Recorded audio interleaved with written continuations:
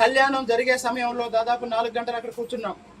మళ్ళీ కళ్యాణం అయిపోయి ఇంటికి వచ్చేంత వరకు నాకు ఎలాంటి అనుమానాలు లేవు, ఎవరి మీద అనుమానాలు లేవు. కానీ వచ్చిన తర్వాత నా గన్మెన్ అంటే పార్టీ కార్యకర్త కాదు. ఇంకోటి, నా గన్మెన్కి ఫోన్ చేసింది ప్రైవేటు వ్యక్తులు, కార్యకర్తలు కాదు. ప్రభుత్వంలో భాగంగా పనిచేసే, నిఘా వర్గంలో భాగంగా పనిచేసే వ్యక్తులు. అంటే ఇది అధికారిక సమాచారం.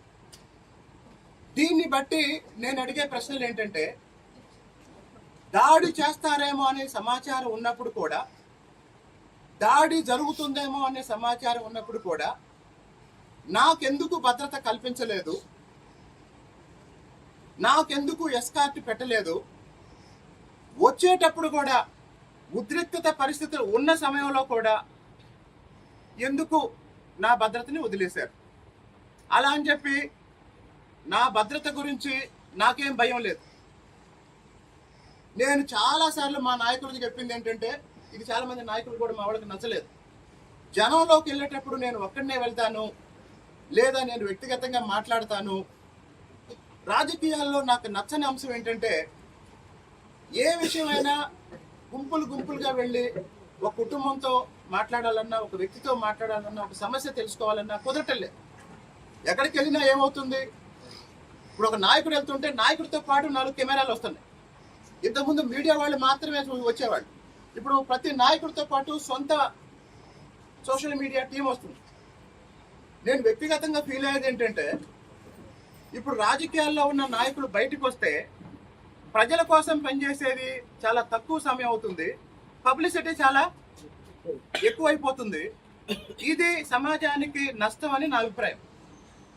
సరే, ఈ నేపథ్యంలో ఈరోజు వాస్తవానికి నా గురించి కొణిజర్లలో కొంతమందిని పెట్టారు, అయినా మమ్మల్ని ఎవరు ఆపలేదు, మా మీద ఎవరు దాడి చేయలేదు, మేము వచ్చాం.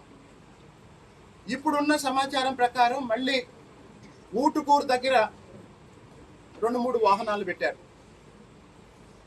సరే, పూర్తి సమాచారం దాడి చేయటానికి పథకం రచించిన వాళ్ళకి తెలిసినంతగా నాకు తెలియదు.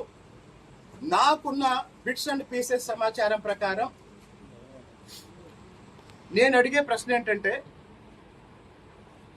జగన్మోహన్ రెడ్డి మీద పోరాటం చేసిన రోజు కూడా నా మీద ఎప్పుడు దాడి చేయడానికి, నన్ను చంపడానికి ప్రయత్నం చేయలేదు. ఇప్పుడు తిరువూరు శాసనసభ్యుడిగా తిరువూరు ప్రజల అభివృద్ధి కోసం, తిరువూరు ప్రాంత అభివృద్ధి కోసం, ఆ అభివృద్ధిలో భాగంగా పేకాట క్లబ్బులు మూసేసినందుకు నా మీద దాడి చేస్తారా? లేకపోతే రేషన్ మాఫియా గురించి ప్రశ్నించినందుకు నా మీద దాడి చేస్తారా? తిరువూరు నియోజకవర్గానికి ప్రతి నెల 151 టన్నుల రేషన్ బియ్యం వస్తున్నాయి. తిరువూరు నియోజకవర్గ పరిధిలో ప్రతి నెల ₹1 కోటి రేషన్ మాఫియా కుంభకోణం జరుగుతుంది. ఈ ₹1 కోటి తింటున్న పందికొక్కుల గురించి బయట పెట్టినందుకు నా మీద దాడి చేయబోతున్నారా? పేకాట గురించి, మద్య షాపుల గురించి నేను ఎందుకు అభ్యంతరం చెప్తాను అంటే, మద్యానికైనా పేకాటకైనా బానిసలై కుటుంబాలని ఇబ్బంది పెట్టి ఆర్థికంగా చితికిపోయేది పేద మధ్యతరగతి కుటుంబాలు, ఎస్సీలు, ఎస్టీలు, బీసీలు. అంటే బాగా డబ్బున్న వాడికి ఏదన్నా వ్యసనం ఉన్నా కూడా నష్టపోయినా తట్టుకోగలుగుతాడు. కానీ కూలి పని చేసుకునే వాళ్ళు, చిన్న చిన్న ఉద్యోగాలు చేసుకునే వాళ్ళు ఇట్లాంటి వ్యసనాలకి బానిసైతే కుటుంబాలు నష్టపోతాయి, పిల్లలు రోడ్డున పడతారు అనే ఒక సామాజిక బాధ్యతతో నేను పేకాట వద్దంటున్నాను. మద్య షాపులు, బెల్ట్ షాపులు నియంత్రించడానికి ప్రయత్నం చేస్తున్నాను. తర్వాత నేను చేసే పనుల వల్ల తెలుగుదేశం పార్టీకి ఒక 10,000 ఓట్లు పెరుగుతాయి తప్ప నష్టం రాదు. మరి నా మీద చేసే విమర్శలు ఏంటి? నేను ఎమ్మెల్యే అయిన 3వ నెలలో నా మీద విమర్శ ఏంటంటే, ఈయన జగన్మోహన్ రెడ్డి కోవర్టు అని. జగన్మోహన్ రెడ్డి కోసం పనిచేసేవాడు ఆయన అధికారంలో ఉన్నప్పుడు, ఆయన ముఖ్యమంత్రిగా ఉన్నప్పుడు ఏదైనా ప్రయోజనం ఆశించి చేస్తాడు కానీ జగన్మోహన్ రెడ్డి కోసం పనిచేస్తే నాకు వచ్చే ప్రయోజనం ఏంటి? వెంటనే చెప్పే సమాధానం ఏంటంటే ఏదన్నా ఆర్థిక ప్రయోజనం ఉందేమో అని. తిరువూరులో ఉన్న మీడియాని అందరిని అడుగుతున్నాను, ప్రతిపక్ష పార్టీలను అడుగుతున్నాను, ఈ 20 నెలల నేను ఎమ్మెల్యేగా పనిచేసిన ఈ కాలంలో నా ద్వారా కానీ నాతో ఉండేవాళ్ళు కానీ ఎవరైనా అవినీతికి పాల్పడ్డట్టు మీ దగ్గర సమాచారం ఉంటే ప్రపంచానికి తెలియదేయండి. నా గురించి మాట్లాడితే ఏమంటారంటే నీ చిట్టా మాకు తెలుసు, నీ భాగవతం మాకు తెలుసు అంటారు.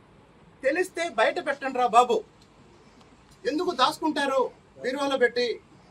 కొల్లిగపూడి శ్రీనివాసరావు ఏమన్నా తప్పు చేస్తే వాస్తవానికి కొల్లిగపూడి శ్రీనివాసరావు ఎప్పుడు దొరుకుతాడా అనే చూసే వాళ్ళకి మీరు ఈ సమాచారం ఇవ్వండి. నేను మీ అందరిలో ప్రశ్న అడుగుతా, సీరియస్గా సమాధానం చెప్పండి. గత కొద్ది నెలల్లో తిరుపతిలో కిరణ్ రాయల్ అని ఒక జనసేన నాయకుడి గురించి కొన్ని వీడియోలు వచ్చాయి. ఆ తర్వాత సోదరుడు రైల్వే కోడ్ ఎమ్మెల్యే అరవ శ్రీధర్ గురించి కొన్ని వీడియోలు వచ్చాయి. రీసెంట్గా పెద్ద ఆయన బిఆర్ నాయుడు గురించి కొన్ని వీడియోలు వచ్చాయి. అట్లాంటి వీడియో ఏదన్నా ఒక్కటి కొల్లిగపూడి శ్రీనివాసరావు గురించి వస్తే ఈ పాటికి ఏమయ్యేది చెప్పండి? ఈ పాటికి ఏమయ్యేది? ఇరాను అమెరికా యుద్ధం పోయి ఇదే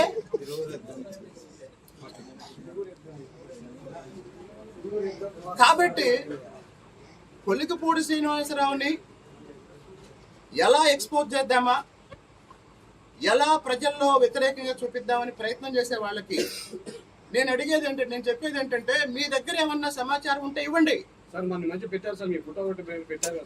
దానికి వెంటనే సమాధానం ఇచ్చా కదా. నా ఫోటో పెట్టి మార్ఫింగ్ చేసి ఫోటో ఇస్తే ఎవరైతే మార్ఫింగ్ చేశారో ఆయన ఫోటో పెట్టి నేను రిలీజ్ చేశాను. కాబట్టి నాకు తెలిసి అసలు ఇంత ధైర్యంగా ఇంత గట్టిగా తప్పు చేసిన వాడు మాట్లాడు లేదా? సరే, మళ్ళీ అసలు విషయానికి వద్దాం. ఇంకో ప్రయత్నం కూడా జరుగుతుంది. నా గురించి నీచంగా పోస్టులు పెట్టించి, నా గురించి దారుణంగా తిట్టించి, ఆ పోస్టులు చూసి, ఆ వీడియోలు చూసి నేను స్పందించి, నేను ఆవేశపడి, నేను రెచ్చిపోతానేమో అని ఒక ట్రాప్ వేస్తున్నారు.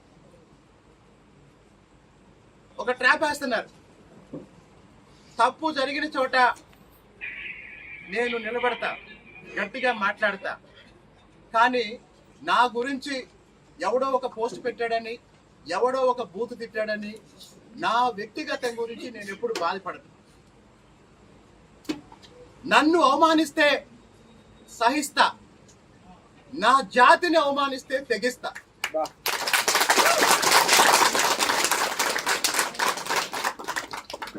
కాబట్టి తిరువూరు నియోజకవర్గం ఎస్సీ రిజర్వ్డ్ నియోజకవర్గం కావచ్చు, కానీ ఎమ్మెల్యేగా గెలిచిన తర్వాత కుల మతాలకు అతీతంగా అన్ని కులాలకి సమాన న్యాయం చేస్తూ ఎక్కువ జనాభా ఉన్న వాళ్ళకి ఎక్కువ న్యాయం చేయాలని ప్రయత్నం చేస్తుంటే అది కొంతమందికి నచ్చట్లేదు.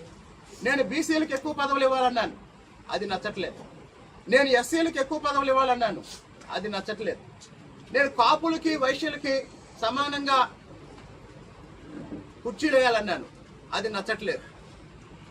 ఇవన్నీ పార్టీకి మేలు చేసే అంశాలు, చంద్రబాబు నాయుడు గారికి మేలు చేసే అంశాలు. అలాగే ఇంతమందికి మేలు జరిగినప్పుడు సహజంగానే నాకు కూడా మేలు చేసే అంశాలు. కాబట్టి మళ్ళీ చెప్తున్నా, వ్యక్తిగత కక్షలతో, వ్యక్తిగతంగా దాడులు చేసో భయపెట్టాలనో ప్రయత్నం చేస్తే కొల్లిగపూడి శ్రీనివాసరావు అనే వ్యక్తి ఎవరికి భయపడ్డు, దేనికి భయపడ్డు. చాలా మంది బలంగా అనుకునేది ఏంటంటే చంద్రబాబు నాయుడు గారు లాంటి ఒక సీనియర్ నాయకుడు ముఖ్యమంత్రిగా ఉన్న పార్టీ అధ్యక్షుడిగా ఉన్న పార్టీలో బలంగా మాట్లాడుతున్నాడు, ప్రశ్నిస్తున్నాడంటే ఇతను నిజంగా ఏమన్నా తప్పులు చేసి ఉంటే ఎందుకు వదిలిపెడతారు? ఇంతమంది దాడి చేస్తున్నారు కదా, మరి ఎవరైనా ఆయన చేసిన తప్పో ఆయన చేసిన ఇంకొకటో ఏదన్నా బయట పెట్టి ఆయన ముందు పెట్టి నిలదీయొచ్చు కదా. కాబట్టి నేను మళ్ళీ చెప్తున్నాను, తిరువూరు ప్రజల సమగ్రాభివృద్ధి కోసం నేను వ్యక్తిగతంగా ఎలాంటి ప్రలోభాలకు లొంగకుండా పనిచేస్తాను, ఎలాంటి దాడులకి భయపడకుండా పనిచేస్తాను. అదే సమయంలో నాతో ఉన్న కార్యకర్తలకు అందరికీ చెప్పేది ఏంటంటే, దయచేసి ఈ రాజకీయ వాతావరణంలో వ్యక్తిగతంగా ఎవరు ఎవరిని ద్వేషించొద్దు. పార్టీలో మీకు నచ్చితే కలిసి పనిచేయండి, నచ్చకపోతే మౌనంగా ఎవరి పని వాళ్ళు చేసుకోండి తప్ప ఎవరో రెచ్చగొడితే గొడవలకు పాల్పడి కేసుల్లో ఇరుక్కొని మీ జీవితాలు పాడు చేసుకోవద్దు. మొన్న ఒక ఆయన అంటున్నారంట, 2 నెలలు జైల్లో ఉన్నా పర్వాలేదు, అటాక్ చేయాల్సిందే అని.